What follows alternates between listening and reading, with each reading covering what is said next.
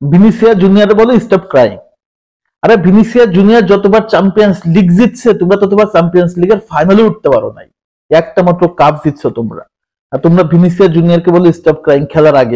খেলার আগেই ব্যানার টাঙায় বসে আসছো, মানে খেলার আগেই উদযাপন, গ্রামের মাঠের মতো, গ্রামের খেলা তো, যে খেলার আগে তোমরা জিতে গেছো। আমার পাড়ায় খেলা, তো আর এক পাড়া থেকে আসছে আমার মাঠে, আমি জোর করে জিতে যাব, ওই সুযোগ নাই। রেফারি তোমাদের সাথে ছিল, রেফারি কি করছে? কিছু করতে পারে না, চুরি করে কিছু করতে পারো নাই। রিয়াল মাদ্রিদ পারফরমেন্স মাঠে দেয়, মুখে না।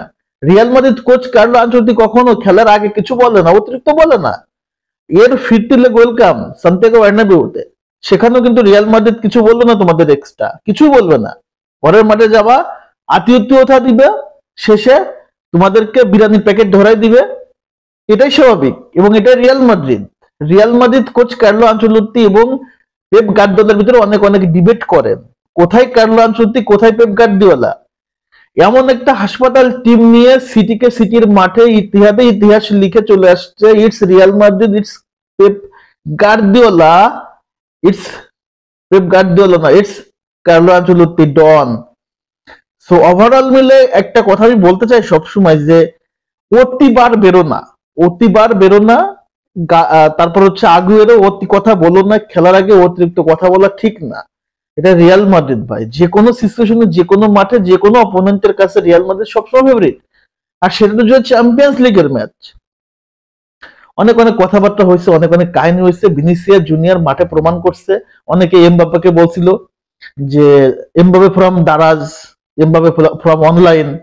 এমবাপ্পে তার খেলা দেখাচ্ছে, রেগুলারলি গোল পাচ্ছে, কালকে 2টা গোল মিস করছে, বাট সে কিন্তু গোল রেগুলারলি করতেছে। ভিনিসিয়া জুনিয়র কোন পারফর্মার, কি পারফরমেন্স করতে পারে? রদ্রি তোমার মাঠে, তোমার চোখের সামনে প্রমাণ করছে, ক্যামেরাতে ধরতেছে, ও হালান গোল করতেছে, আর ওইদিকে ঠিকই ভিনিসিয়া জুনিয়র কাম করে দিচ্ছে তোমাদের মাঠে যে। So staff Manchester city. কেন ম্যানচেস্টার সিটি হারলে মানুষ এটা পৈশাচিক আনন্দ পায় জানো? কারণ হচ্ছে তারা অতিরিক্ত অহংকার করে, অতিরিক্ত ইগো। টাকা দিয়ে সবকিছু হয় না, ওমর মারো বস, আল্লাহর বান্দা খুশ, সবাইকে কিনছো, দিন শেষে লাভটা কি হয়েছে?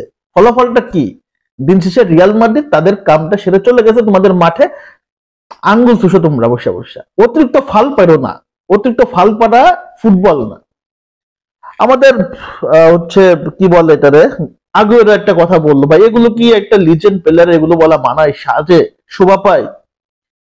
ফুটবল খেলা, ক্রিকেট খেলা, এটার কোনো গ্যারান্টি না, আগে থেকে আসলে বলা ঠিক না।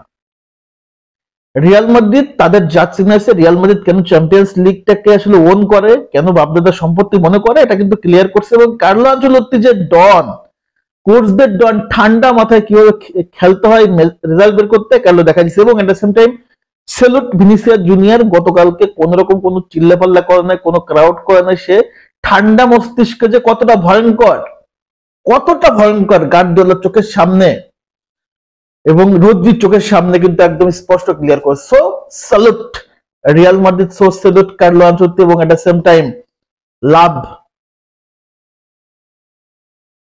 Vinicius Junior. So let's see, দেখা হবে সান্তিয়াগো বার্নাবেউতে। ওয়েলকাম, আসো।